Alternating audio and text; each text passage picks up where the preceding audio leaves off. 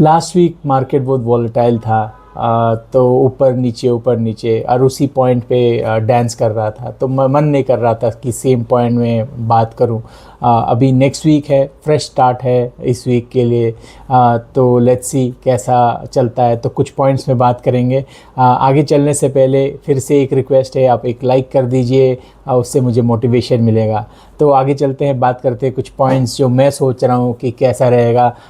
फिर आप अपना जो थॉट प्रोसेस है उसके साथ किस तरह से अलाइन होता है, आप क्या सोचते हो, बिल्कुल अब बताना।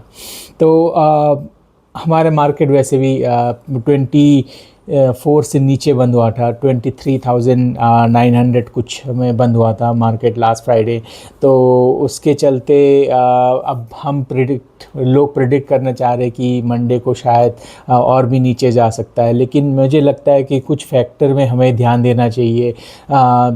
अब जो ईरान और यूएस वॉर लेके जो ट्विटर में बात चल रही है, वो इतना ज़्यादा इम्पैक्टफुल नहीं रहा।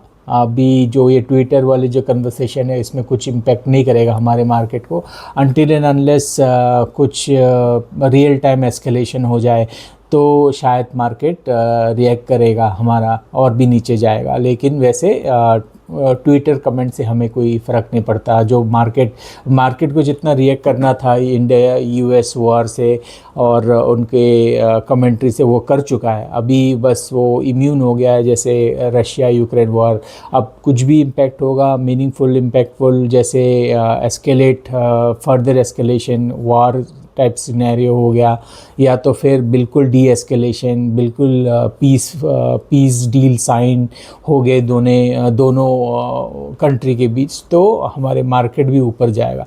तो अभी वैसे भी संडे है, और आपको ये पता है जो मैंने एक नैरेटिव बताया था जो ट्रम्प का है, वो संडे इवनिंग कुछ अपना कमेंट्री दे देता है, बैड कमेंट्री, उससे हमारा मंडे को थोड़ा सा इम्पैक्ट होता है। बट आई थिंक वो कमेंट्री भी अभी नहीं चलेगा। तो मुझे लगता है कि वो जो पॉइंट है वो हम पास कर चुके हैं, अभी मार्केट कमेंट्री में और रिएक्ट नहीं करेगा। इंडिया मार्केट का जो अभी भी ये क्रूड प्राइस जो फैक्टर बना है, वो अभी भी बना है और वो बना रहेगा। जो 105 बैरल हो रहा है अपना कच्चा तेल, और अगर आगे चलते हुए अगर और भी बढ़ता है तो ये ऑब्वियसली रिएक्ट करेगा। हम तो देख ही रहे हैं कि हमारा जो कमर्शियल गैस है वो उसमें भी 900 कुछ का इंक्रीज़ हो चुका है उसमें, तो उसमें भी इम्पैक्ट है। बट डोमेस्टिक गैस में कोई इम्पैक्ट नहीं है, और उस कारण ये स्मार्टली ये समझना चाहिए, जो it's already clear, election results काफ़ी सिटीज़ के आने वाले हैं, स्टेट्स के, ऑन मंडे। तो उसके बाद क्या होगा रिटेल डोमेस्टिक गैस का, वो हमें भी नहीं पता। तो शायद तो इंक्रीज़ तो होगा ही, क्योंकि ये क्रूड एंड जो क्रूड ऑयल है और गैस है, वो सब कुछ हॉर्मुज़ पे डिपेंड करता है। तो ऑब्वियसली अभी तक इलेक्शन सिचुएशन था, तो गवर्नमेंट ने इंक्रीज़ नहीं किया कुछ। तो post Monday I think gas cylinder में भी इफ़ थोड़ा सा इंक्रीज़ होने का चांस है। तो अगर चांस होता है तो हमारे लिए जो रिटेल जो है, हम लोग डोमेस्टिक है, कॉमन मैन के लिए तो ये इम्पैक्ट रहेगा, अपना इन्फ्लेशन ऑब्वियसली इंक्रीज़ होगा उसमें। तो मंडे मैं ये फ़ील करता हूँ कि मार्केट इतना ज़्यादा वॉलेटाइल नहीं रहेगा, शायद कुछ पॉइंट ऊपर कुछ पॉइंट नीचे चले जाए। बट वही जो रेजिस्टेंस है अपना 24,500 या 23,500, वो उसी पे ही मार्केट थोड़ा सा डांस करते हुए नज़र आ रहा है मुझे अभी। बट किसी को कुछ नहीं पता कि कल क्या होगा। ऐसा कुछ तो न्यूज़ है नहीं, और ऐसा कुछ इम्पैक्टफुल सिचुएशन नहीं है कि मार्केट बिल्कुल ही नीचे चले जाए या फिर बिल्कुल ही ऊपर आ जाए। बट नेक्स्ट वीक कुछ साइन हो गया डील, जैसे मैंने बताया था, अगर होता है तो कुछ इम्पैक्ट दिखने को मिलेगा, पॉजिटिव इम्पैक्ट। अब हम लोगों को क्या करना चाहिए अभी इंडिया मार्केट में जो इंडिविजुअल स्टॉक्स है काफ़ी सारा 52 वीक लो है, तो उसमें हम अपॉर्चुनिटी ढूंढ सकते हैं। जैसे बैंकिंग और आईटी में काफ़ी प्रेशर है, तो मैं बैंकिंग स्टॉक्स के बात नहीं कर रहा हूँ। आईटी में कुछ जो कंपनीज़ है, जो अच्छे कंपनीज़ है, उनके वैल्यूएशन अभी काफ़ी नीचे आ गया है, तो आप उसमें चेक कर सकते हो। लेकिन एक पॉइंट बिल्कुल नोट करने वाला है, जो आईटी जो इंफ्रा में काम कर रहा होगा, जो आईटी कंपनी जो इंफ्रा में इन्वेस्ट कर रहे हैं, और जो डेटा सेंटर में हो गया, और जैसे एआई में इन्वेस्ट कर रहा है, जो इंडिया में कुछ इन्वेस्ट कर रहे हैं, तो वैसे कंपनीज़ में आई थिंक इन्वेस्ट करोगे तो कुछ फ्यूचर के लिए कुछ फ़ायदेमंद रहेगा। तो अभी के लिए आईटी में कुछ कंपनीज़ में मैं अपॉर्चुनिटी देख रहा हूँ, उसको और भी एक्सप्लोर कर सकते हैं। तो उसमें कुछ स्टॉक्स हम उसमें सिक्योर कर सकते हैं। तो मुझे ऐसा लगता है कि आईटी स्टॉक्स में अपॉर्चुनिटीज़ है जो इंफ्रा में काम कर रहा है और जो एआई में काम कर रहा है। तो उसके लिए थोड़ा बहुत आपको गूगल सर्च वगैरह करना पड़ेगा। मैं वैसे नाम नहीं लूँगा किसी स्टॉक का, बट है कुछ ऑलरेडी 52 वीक लो में जो आईटी और जो एआई और इंफ्रा में काम कर रहा है। तो आप बिल्कुल उसको सर्च कीजिए, थोड़ा बहुत पढ़िए, उनका वैल्यूएशन समझिए, और अगर आपके पास कैश पड़ा है तो कुछ यूनिट बिल्कुल लीजिए। और बैंकिंग का अभी मैं नहीं बोल सकता कि बैंकिंग जिस तरह से देखा जा रहा है, बैंकिंग स्टॉक्स अभी तो फ़िलहाल अवॉइड कीजिए। और एफएमसीजी पिछले वीक देखा गया कि थोड़ा बहुत कंजम्पशन बढ़ा है, तो अभी थोड़ा सा ठीक ठाक से कर रहा है एफएमसीजी। और कुछ लोग अगर एफएमसीजी स्टॉक्स में बैठे हैं, अगर मुनाफा लेना चाहते हैं, तो अगर 24,000 से ऊपर जाता है निफ्टी, तो बिल्कुल आप उसको बेच के गेन ले सकते हैं।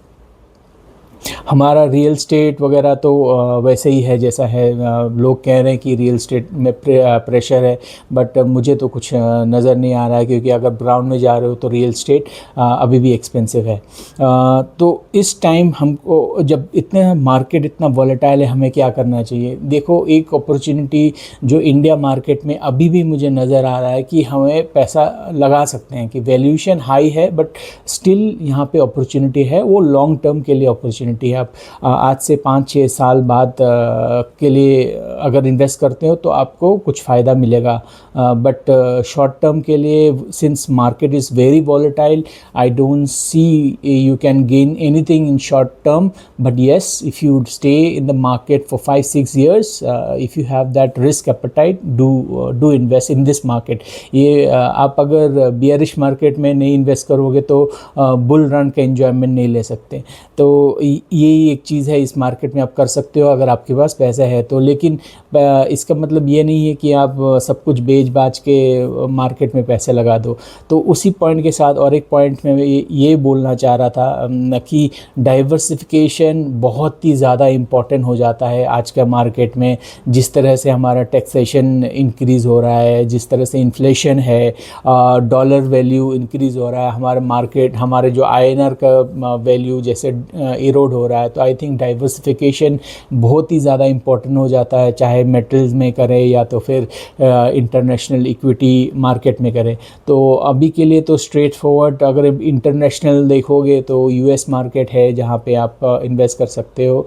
कुछ ऐप्स है, मैं भी एक ऐप यूज़ करता हूँ, उसमें मैं एसआईपी के थ्रू ज्वाइन किया हूँ अभी, तो उसमें थोड़ा बहुत अच्छा गेन्स है। बट आई थिंक डाइवर्सिफिकेशन सिर्फ इक्विटी नहीं, आप कहीं पे भी अगर टियर 2 टियर 3 सिटीज़ में अगर आप रियल स्टेट में इन्वेस्ट कर सकते हो, पैसा है तो आप लैंड में बिल्कुल करें।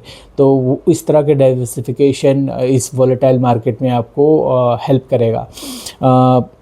बाकी तो अभी नेक्स्ट वीक ही पता चलेगा कि किस तरह से मार्केट रिएक्ट करेगी। जैसे इलेक्शन रिज़ल्ट आने के बाद अगर एक हमारा जो ऑलरेडी सेंट्रल गवर्नमेंट में जो रूलिंग पार्टी है, मुझे लगता है कि अगर वो कुछ स्टेट्स में अपना दोबारा से अपना गवर्नमेंट फॉर्म करे, या फिर कुछ एक स्टेट है जो अभी वेस्ट बंगाल है, वहाँ पे अगर वो आते हैं तो बिल्कुल ही बिल्कुल ये मार्केट पॉजिटिवली रिएक्ट करेगा।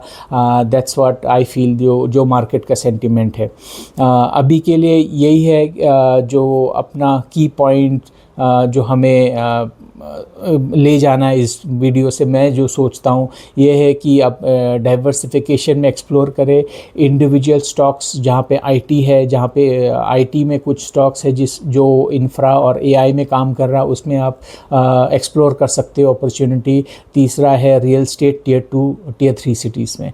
तो ये मेरा जो टेक है अभी जो वोलेटाइल मार्केट का। बट डे कैसे अप्रोच होगा मंडे के बाद, वो मंडे के बाद मार्केट बताएगी, हमें सिखाएगी कि ये ऊपर जाएगा या नीचे।